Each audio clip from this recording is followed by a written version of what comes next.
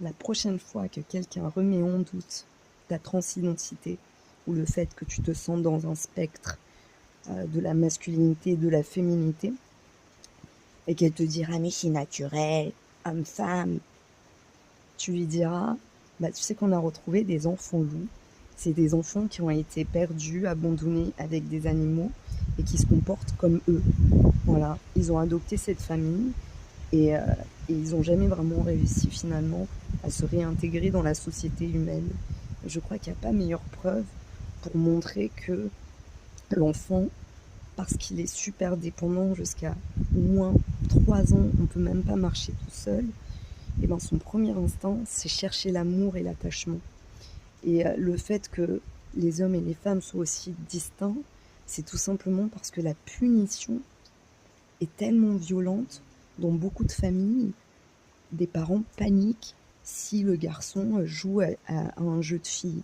Et donc le fait qu'il rejette ce jeu de filles, c'est pas parce qu'il a un instinct qui lui dit ouh là là, c'est pas pour toi, c'est parce qu'il sent le rejet silencieux, ils sont beaucoup plus sensibles aux émotions et donc il comprend que bah non, ça c'est pas quelque chose pour lui.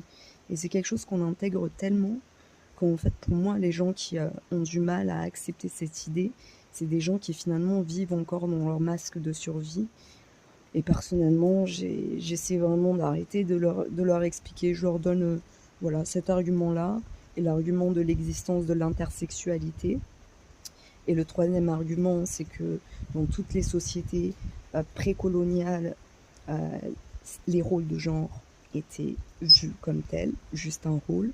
Et si quelqu'un voulait aller bosser dans l'autre équipe, eh ben elle bosse dans l'autre équipe, on ne la remet pas plus en question et on ne cherche pas à la tuer ou à l'humilier publiquement.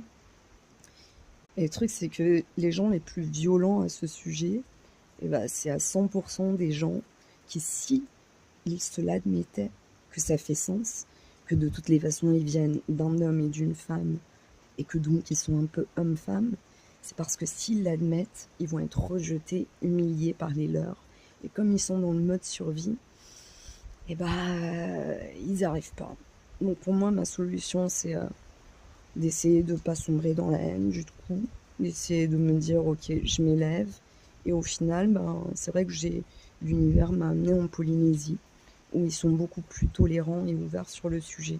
Même si la colonisation spirituelle oblige, il y a quand même des trucs, mais c'est quand même beaucoup plus fluide, quoi. On te juge pas par rapport à ton sexe, on te juge par rapport à qui tu es. Comment